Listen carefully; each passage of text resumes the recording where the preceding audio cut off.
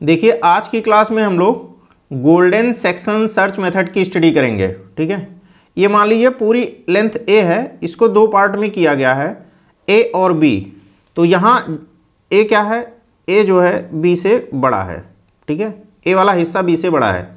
तो अब इसमें क्या हो रहा, ए अपॉन बी, मतलब जो बड़ी वाली साइज है वो, और उसको छोटी साइज से डिवाइड करोगे तो ये इक्वल आएगा 1.618, मतलब a upon B equal to A plus B upon A equal to 1.618।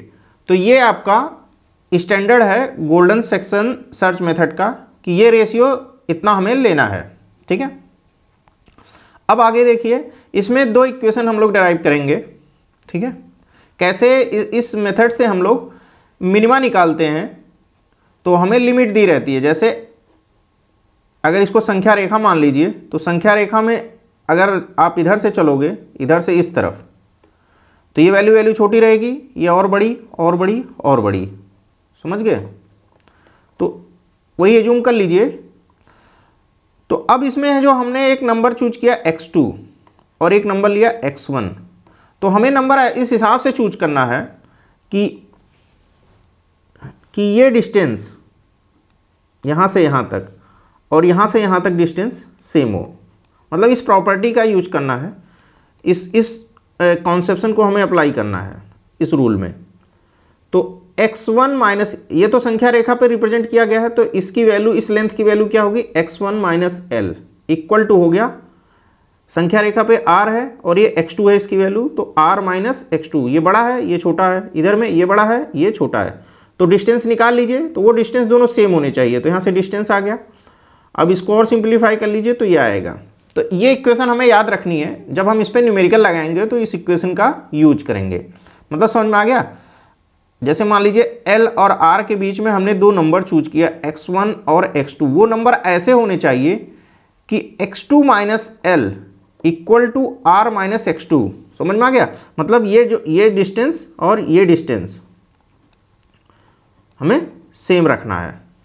आगे आइए, दूसरा प्रूफ ये करना है, ये वाले कॉन्सेप्ट को अब इस पे अप्लाई करना है। ये देखिए, यहाँ हमने लेंथ लिया था, जैसे ए और बी, इस इतने की लेंथ है ए, बाकी हिस्से की लेंथ है बी। ठीक है, यहाँ अब यहाँ जो इसको उसी फॉर्म में रखिए,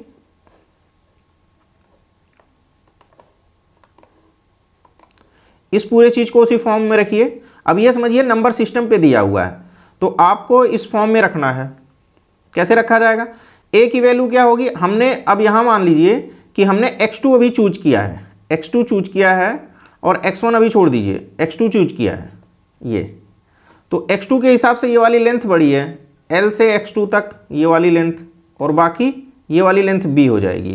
तो अब आप देखिए, ये आपकी a हो गई, ये आपकी b हो गई। यहाँ लिखा हुआ है a हो जाएगा x2 माइनस एल, b हो जाएगा r माइनस x2।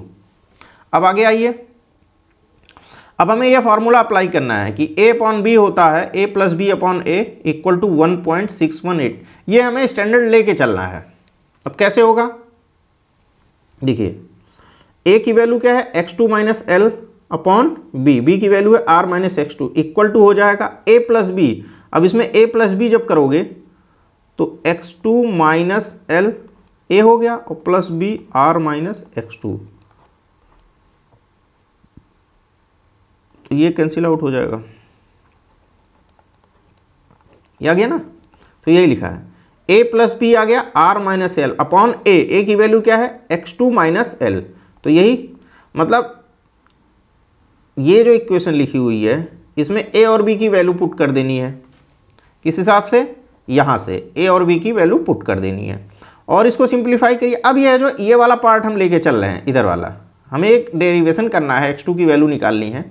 तो इतने हिस्से को ले लीजिए, तो ये आ गया। आगे चलिए, इक्वेशन को पलट दीजिए, तो ये जो नीचे वाला टर्म है अगर ये ऊपर जाएगा तो ये वन अपॉन आ जाएगा, 1 अपॉन 1.618। तो 1 अपॉन 1.618 होता है 0.618, और इसको सिंप्लीफाई कर लीजिए तो ये आएगा। तो इन दो इक्वेशंस का हम यूज करेंगे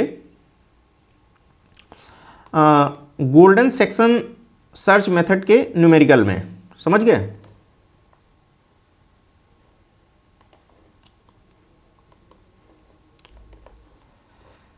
तो हमारा पहला इक्वेशन हो गया x1 प्लस x2, ये और ये आ रहा है r प्लस एल।